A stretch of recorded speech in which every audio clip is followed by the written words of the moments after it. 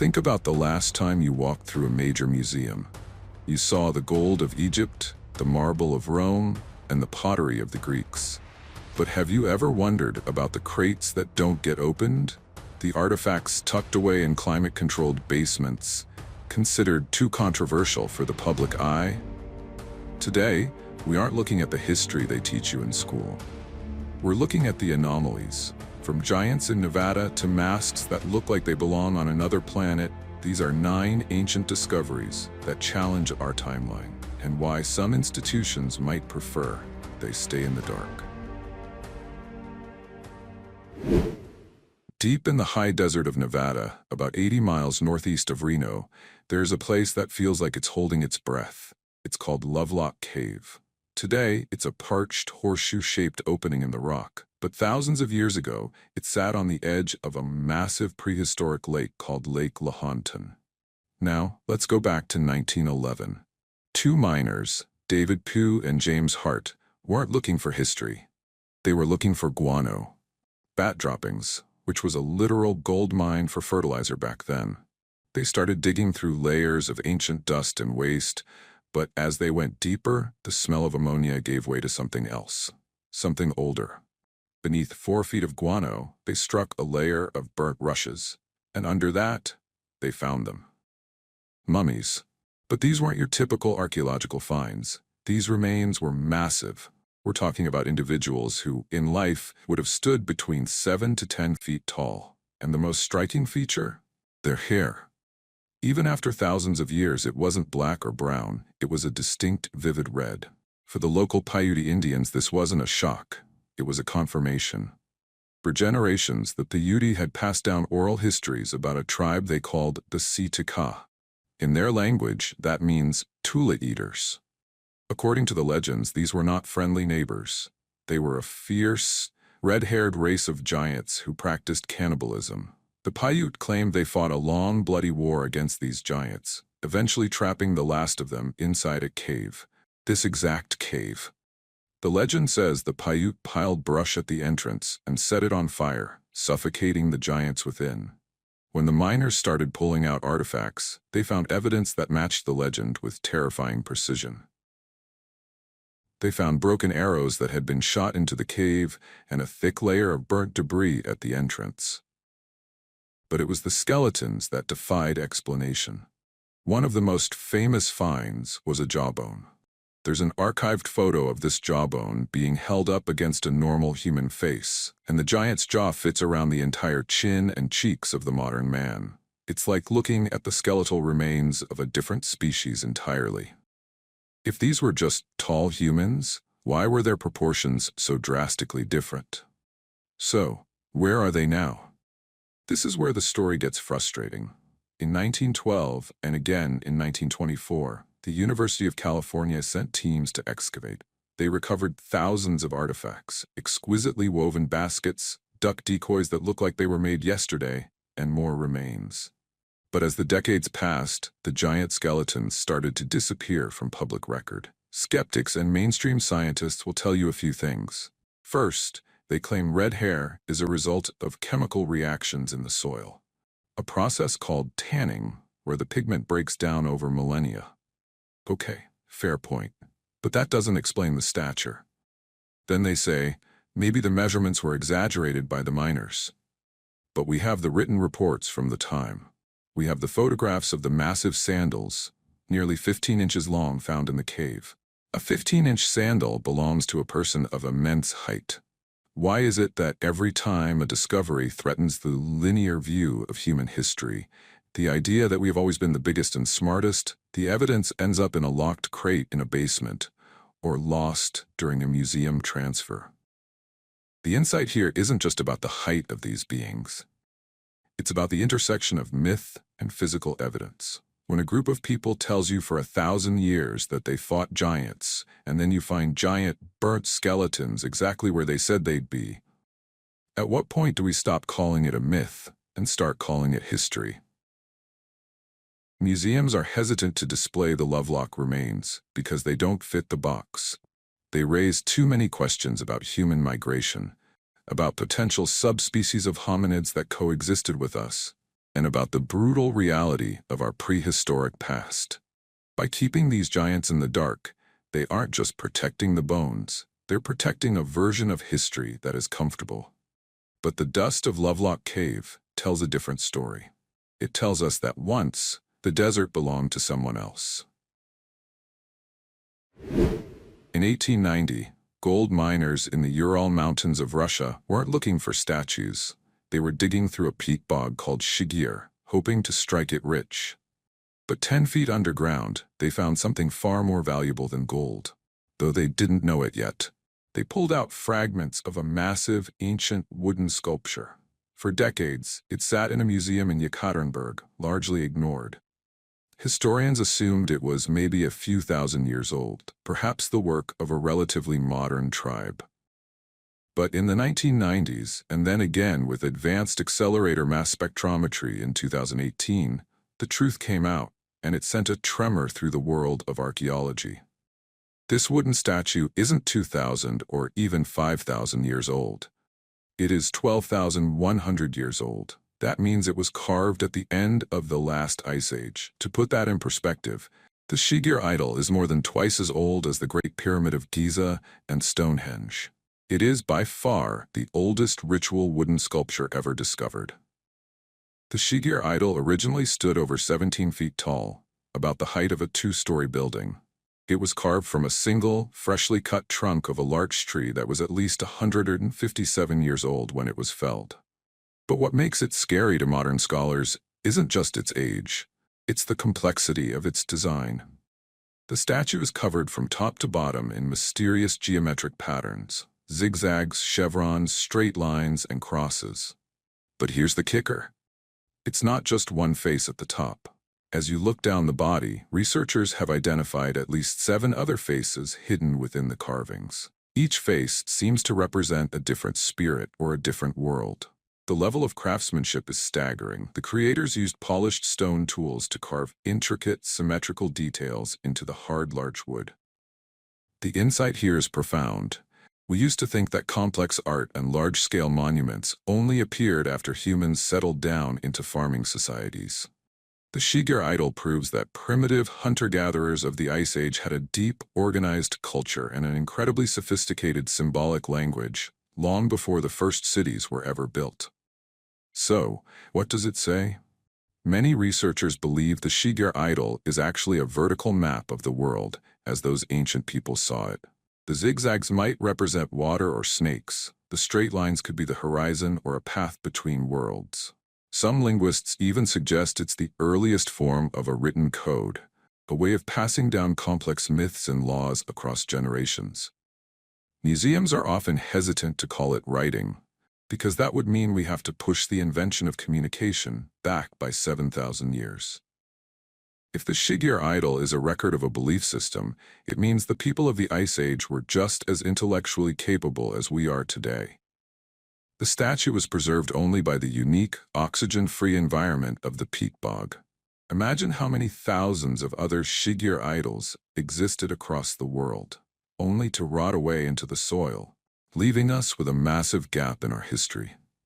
The Shigir idol is a lonely survivor of a lost, high-culture era that we are only just beginning to acknowledge. The Shigir idol is more than just a piece of wood. It's a message from 12,000 years ago. It stares at us with its hollowed-out eyes, reminding us that our ancestors were not simple or primitive. They were artists, engineers, and philosophers who grappled with the mysteries of existence in a world of ice and stone. It remains tucked away in a regional museum in Russia, far from the grand galleries of London or Paris. Perhaps that's because it's too disruptive. It forces us to admit that we don't know nearly as much about the dawn of civilization as we claim to. It stands as a silent sentinel, proving that the roots of human genius go much deeper into the frozen past than we ever dared to imagine. In the summer of 1986, in a quiet village called Sanxingdui in Sichuan province, China, local workers were digging clay for bricks. They weren't looking for history. They were just doing their jobs. But as their shovels hit something metallic, they uncovered what would become the most baffling archaeological discovery of the 20th century. they found two massive pits filled to the brim with intentional offerings. Burned animal bones, elephant tusks, jade ornaments, and most shockingly, hundreds of bronze masks and statues. But here's the thing. When the experts arrived, they were stunned. These artifacts didn't look Chinese. They didn't resemble the art of the Shang dynasty, which was the dominant power at the time. They looked like they came from another world entirely. This was the lost kingdom of Shu, a civilization that existed 3,000 years ago and then vanished, leaving no written records, only these haunting bronze faces. Let's look at the masks themselves. Many of them are massive, but it's the features that grab you. They have enormous wing-like ears, wide grinning mouths, and most famously, protruding eyes. Some of these eyes are literally cylinders made of bronze that stick out several inches from the sockets. In traditional Chinese art of that era, features were subtle and focused on harmony, but the Sanxingdui masters were obsessed with vision and hearing. Why the protruding eyes? Some theorists suggest they represent god-kings who could see into the future or into other dimensions. Others point to the fact that these masks have holes in the ears and temples, suggesting they were worn by shamans or attached to wooden poles during massive, terrifying rituals.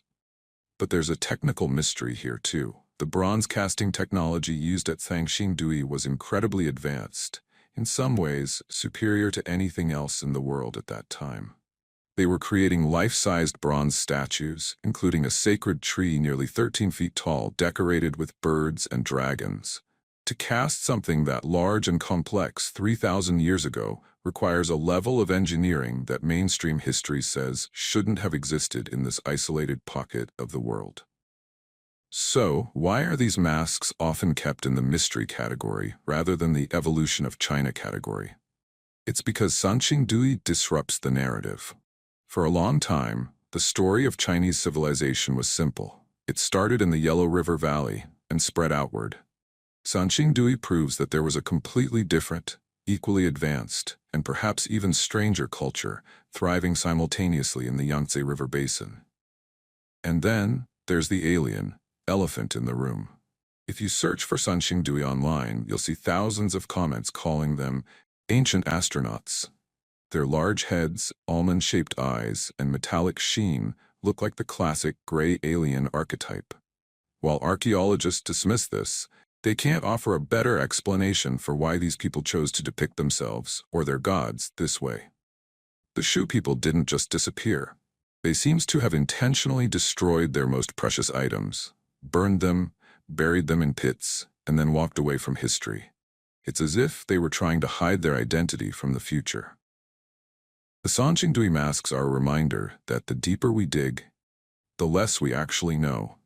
These bronze faces, with their wide, unblinking stares, have been underground for 3 millennia, waiting to tell a story we aren't yet ready to hear. When you stand in front of one of these masks in the Sanxingdui Museum today, you don't feel like you're looking at an ancestor. You feel like you're being watched by a stranger from a forgotten dimension. They are too strange for the standard history books, too advanced for the primitive label, and too haunting to ever truly be explained. They are the ultimate anomaly, the kingdom that history forgot, but bronze remembered. Imagine a world 3.6 million years ago. The landscape of what is now Tanzania was a volatile field of volcanic ash and erratic storms. One afternoon, a volcano called Sadiman erupted, blanketing the plains in a layer of fine gray dust. Shortly after, a light rain fell, turning that ash into something like wet cement. Across that gray sludge, 3 individuals walked. They weren't looking to make history. They were just moving from point A to point B. But as the sun came out and baked that ash rock hard, their footprints were sealed for eternity. For millions of years, they lay hidden, until 1976, when Mary Leakey's team stumbled upon them. But these aren't just animal tracks. These are footprints that look so modern, so human, that they sent a shockwave through the halls of science that is still vibrating today. Now, why is a footprint scary to a museum? Because according to the standard timeline of evolution, 3.6 million years ago, our ancestors, like the famous Lucy Australopithecus, should have still been very ape-like. They should have had long, curved toes for gripping trees and a shuffling, flat-footed gait. But when you look at the Laetoli tracks, you don't see an ape. You see a heel strike followed by a toe off. This is the sophisticated biomechanical way that you walk. There is a clear arch in the foot. The big toe is in a direct line with the other toes, not splayed out to the side like a thumb. When researchers first saw this, some were so disturbed by the modernity of the prints that they suggested they must have been made by a different, undiscovered species that was already fully human millions of years before we were supposed to exist. The insight here is profound. If walking like a human didn't take millions of years to evolve, but was present right at the beginning, then our entire story of slow, gradual progress might be a myth. But there's a narrative in these tracks that is even more haunting. There are two sets of prints, one larger and one smaller. For a long time we thought it was just two individuals, but closer analysis showed something strange. The larger prints were heavy, as if the person was carrying something on one side. And within the larger tracks, there are a second set of smaller prints, perfectly stepping into the footsteps of the leader. It's a scene we recognize today. A child stepping into their parents' footprints as they walk through deep snow or mud. It shows a level of social bonding and deliberate behavior that we usually only attribute to modern humans. These weren't just beasts wandering the savannah. They were a family unit. And yet, museums often display these footprints as a secondary note to the skeletal fossils. Why? Because fossils can be debated, but a footprint is a direct photograph of a moment in time. It's a smoking gun that suggests our ancestors were far more like us, far earlier than we want to admit. The Laetoli footprints are currently buried back under layers of protective sand and lava rock to prevent erosion, kept away from the public eye. They are a literal, forbidden path. They remind us that the human story isn't a straight line from ape to man. It's a complex, ancient journey that started much further back than our textbooks allow. When we look at those 3.6 million-year-old steps, we aren't looking at a primitive ancestor. We are looking at a mirror. They walked exactly like we do, with the same weight, the same balance, and perhaps the same fears. The footprints are a reminder that the earth under our feet has been walked upon by versions of us for millions of years, a truth that is both beautiful and, for some, terrifying. In a climate-controlled vault inside the Cathedral of St. John the Baptist in Turin, Italy, lies a piece of linen cloth that has started more arguments than perhaps any other object in history. It's 14 feet long, and at first glance it just looks like an old stained fabric. But if you look closer, or better yet, if you look at it through a photographic negative, a haunting image emerges. It is the faint, sepia-toned imprint of a man. He has a beard, long hair, and his body is covered in the unmistakable marks of brutal torture. There are puncture wounds around his head, a spear wound in his side, and holes in his wrists and feet. For centuries, millions have believed this is the actual burial shroud of Jesus of Nazareth. But for the scientific world, it is a riddle that refuses to be solved. It's an artifact that many museums are scared to touch because, no matter which side you take, divine miracle or medieval hoax, the evidence will eventually make you feel uncomfortable. The story changed forever in 1898, when a photographer named Secondo Pia took the first picture of the shroud. When he looked at the darkroom plate, he nearly dropped it. The shroud itself is a negative image, meaning that when you photograph it, the film's negative becomes a positive, showing a detailed, three-dimensional human face with startling realism. How did a medieval forger, if it is a forgery, create a perfect photographic negative hundreds of years before the invention of the camera? But it gets weirder. Modern forensic pathologists who have studied the shroud say the anatomy is perfect. The bloodstains are real human blood, type AB, and they show the exact patterns of circulation and clotting you'd expect from a crucifixion victim. The insight that baffles scientists is the depth of the image. The image isn't painted on, it isn't dyed, it doesn't soak into the fibers. It only exists on the absolute topmost layer of the linen, a layer thinner than a human hair. It's as if the image was scorched onto the cloth by a massive, instantaneous burst of high-frequency light. Even today, with all our lasers and technology, we cannot replicate how this image was made. In 1988, the world thought the mystery was over. 3 world-class laboratories performed carbon-14 dating and declared the shroud was a medieval fake, dated between 1260 and 1390. Case closed, right? Not exactly. That's when the controversy turned into a battlefield. Skeptics pointed out that the samples used for dating might have been taken from a repaired section of the cloth, woven in during the Middle Ages. Then, in 2022, a new study using wide-angle X-ray scattering suggested the linen actually dates back 2,000 years, to the time of the Roman Empire. This flip-flopping of science is why museums find it so radioactive. If they say it's real, they are accused of promoting religion. If they say it's fake, they ignore the physical evidence that science can't explain. So the shroud stays locked away, only brought out for public viewing once every few decades. It exists in a limbo, between a holy relic and an impossible anomaly. The Shroud of Turin is a challenge to our modern arrogance. We like to think that with enough carbon dating and microscopes we can explain everything. But the shroud sits there, silent and scarred, reminding us that there are still things that occupy the space between the physical and the metaphysical. Whether it is a 2,000-year-old miracle or the most brilliant artistic masterpiece in human history, it remains a forbidden object. Because if it's real, it changes everything we know about history. And if it's a fake, it means a medieval artist understood physics and anatomy better than we did until the 20th century. Either way, it's a mystery that looks you right in the eye and asks, what do you choose to believe? In 1928, a Peruvian archaeologist named Julio Tello made a discovery that would haunt his career and challenge our understanding of the human family tree. In the parched, wind-swept desert of the Paracas Peninsula, he uncovered a massive, complex graveyard.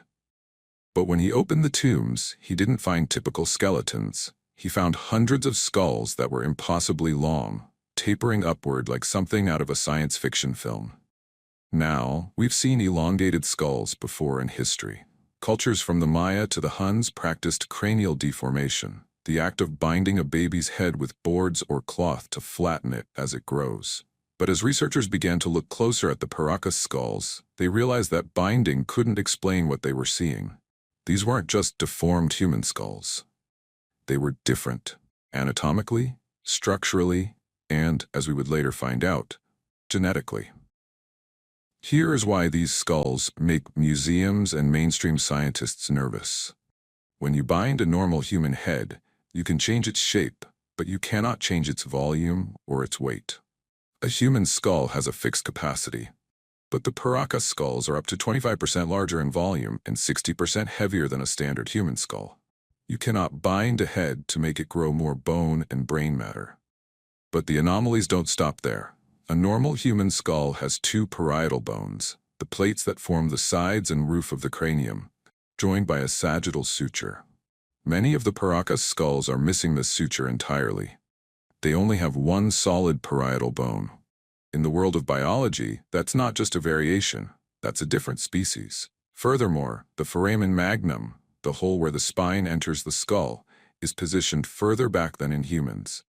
This suggests these individuals were built to walk and hold their heads in a way that is fundamentally different from us. For decades, these skulls sat in small local museums in Peru, largely ignored by the global scientific community.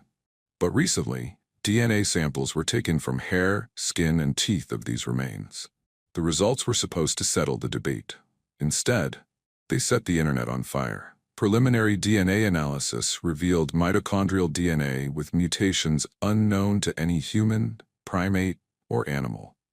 The sequences suggested a ghost lineage, a branch of the human family tree that separated from us tens of thousands of years ago. We are talking about a group of people who may have migrated from the Black Sea or the Caucasus region to South America, carrying a genetic blueprint that doesn't match the history books. This is the scare factor. If a separate subspecies of intelligent, large-brained hominids lived alongside us until just 2,000 years ago, why is this not the lead story in every history museum in the world? The Paracas skulls are often dismissed as a hoax or fringe science because the alternative is too disruptive. If we admit they are a different branch of humanity, we have to rewrite the migration maps of the Americas and the evolutionary timeline of our species. These skulls are a reminder that human might be a much broader category than we thought. They represent a lost tribe, a group of people with striking features and mysterious origins who lived, breathed, and died in the Peruvian desert, leaving behind only these silent, elongated witnesses. They aren't aliens, but they might be the most alien thing we've ever found in our own DNA. And that is a truth that many institutions simply aren't ready to display. At nearly 13,000 feet above sea level, in the bleak, oxygen-thin highlands of Bolivia, sits the ruins of Tiwanaku. Long before the Inca Empire claimed dominance, this was the spiritual and political center of a civilization that remains one of history's greatest enigmas. And at the heart of this city stands the Puerta del Sol, the Gate of the Sun. It is a massive archway carved from a single, solid block of andesite, a volcanic rock so hard it's nearly impossible to cut without diamond-tipped tools. It weighs over 10 tons. But it's not just the size that's the problem. It's the precision. When archaeologists first examined the gate, they found something disturbing. The carvings are so sharp, the angles so perfect, and the lines so straight, they look like they were etched with a laser rather than a stone chisel. Look closely at the figures on the gate. In the center is the staff god, Viracocha, surrounded by 48 winged figures. But don't let the mythology distract you from the engineering. The niches and decorative elements on the gate are cut with internal right angles, a feat that is incredibly difficult to achieve in hard stone without modern power tools. If you take a square or a level to these carvings today, they are still perfect. But there's an even deeper mystery. Some researchers believe the gate isn't just a doorway, it's a calendar. But not a calendar for a year as we know it. The astronomical alignments depicted on the gate seem to track a great year, a cycle of 26,000 years, or perhaps a version of the Earth's orbit that was different thousands of years ago. The insight here is heavy. Either the Tiwanaku had advanced mathematical computers, or they inherited this knowledge from a lost civilization that understood the stars better than we did until the 20th century. When the Spanish first arrived, the gate was found broken in two, lying face down in the dirt. It had been abandoned for centuries. Today, museums display replicas, but the original stands out in the elements, slowly eroding. The reason this piece is scary to mainstream history is that it suggests a technological peak in the deep past. If the Tiwanaku could move 10-ton blocks and carve them with sub-millimeter precision, why did that technology disappear? Why don't we find the blueprints or the tools? Mainstream archaeology insists they used stone hammers and copper chisels. But try taking a copper chisel to andesite. The copper will bend before the stone even scratches. By refusing to display the Gate of the Sun as a piece of high technology, museums protect the idea that ancient people were primitive. But one look at the Sun Gate tells you that primitive is the last word you should use. The Gate of the Sun is a silent witness to a time when humanity was doing things we still can't fully explain. It's a stone computer, an astronomical clock, and a masterpiece of engineering all rolled into one. It reminds us that history isn't a straight line of constant improvement. Sometimes we reach a peak, and then we fall back into the dark. The gate stands as a reminder that 1,500 years ago, or perhaps much longer, someone in the Andes was looking at the stars and recording their movements with a precision that we are only just beginning to rediscover. It isn't just a gate to a temple. It's a gate to a version of our past that we are still too afraid to walk through. Deep in the humid jungles of Veracruz and Tabasco, Mexico, lies the cradle of Mesoamerican civilization, the Olmecs. They were the mother culture, the ones who gave the Maya and the Aztecs their calendars, their pyramids, and their gods. But in 1862, a farm worker stumbled upon something that simply didn't fit the map of the ancient world. Buried face up in the mud was a colossal head, carved from a single boulder of basalt. It wasn't just big, it was astronomical. Since then, 17 of these heads have been found, some weighing as much as 50 tons, the weight of 2 fully loaded semi-trucks. But it's not just the scale that's the problem. When you stand in front of an Olmec head, you aren't looking at the features of a typical indigenous person of that region. You are looking at faces with broad noses, thick lips, and helmets that look remarkably like those worn by ancient African warriors or even modern astronauts. Let's talk about the how before the who. These heads are made of basalt, a volcanic rock. The nearest source of basalt to the Olmec heartland is the Tuxtla Mountains, located over 60 miles away. 3,000 years ago, without the wheel, without iron tools, and without beasts of burden, how did the Olmecs transport a 50-ton rock through swamps, rivers, and dense jungle? Mainstream archaeology suggests they used massive balsa rafts during the rainy season. But think about the physics. A 50-ton stone would sink almost any wooden raft known to the ancient world. And once they got the stone there, they carved it with such realism that each head is considered a portrait of a specific ruler. The insight here is startling. The Olmecs possessed a level of maritime and land-based logistics that we usually only attribute to the builders of the Great Pyramids. They weren't just jungle dwellers, they were master engineers. Now, let's address the scare factor. For over a century, a fierce debate has raged. Do these heads prove that people from Africa crossed the Atlantic thousands of years before Columbus?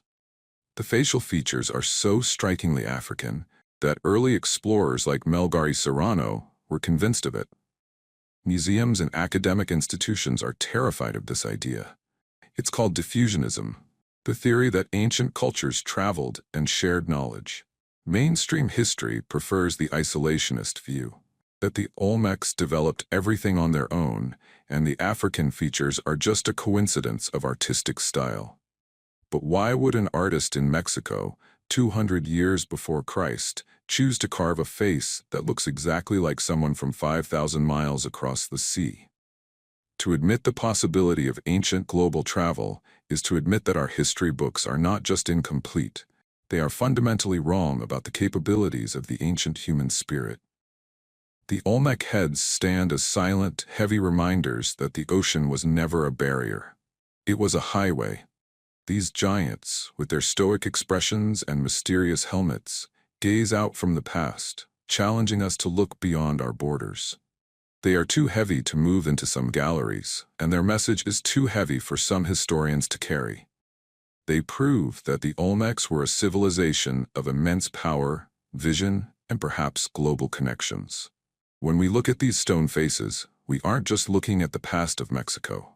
We are looking at the possibility that the ancient world was far more connected, far more diverse, and far more adventurous than we ever dared to imagine. High in the Lombardy region of northern Italy lies Val Camonica, a valley that contains one of the largest collections of prehistoric rock art in the world. Over 200,000 petroglyphs are etched into the stone here, spanning over 8,000 years of human history. Most of them are what you'd expect: deer, hunters, and symbols of daily life. But among the thousands of drawings, there is a cluster of images that stops modern visitors in their tracks. They date back to the Iron Age, and they depict figures that look disturbingly familiar to anyone who has seen a modern space mission. These are the astronauts of Val Camonica. While mainstream archaeologists are quick to label them as shamans or mythical warriors, the visual evidence is so specific that it has become a nightmare for museums trying to maintain a strictly earthly narrative of our past. Let's look at the details. These figures aren't wearing loincloths or animal skins. They appear to be encased in bulky, one-piece suits. But it's the heads that are truly bizarre. They are surrounded by large circular helmets with radiating lines that look exactly like pressurized glass or glowing lights.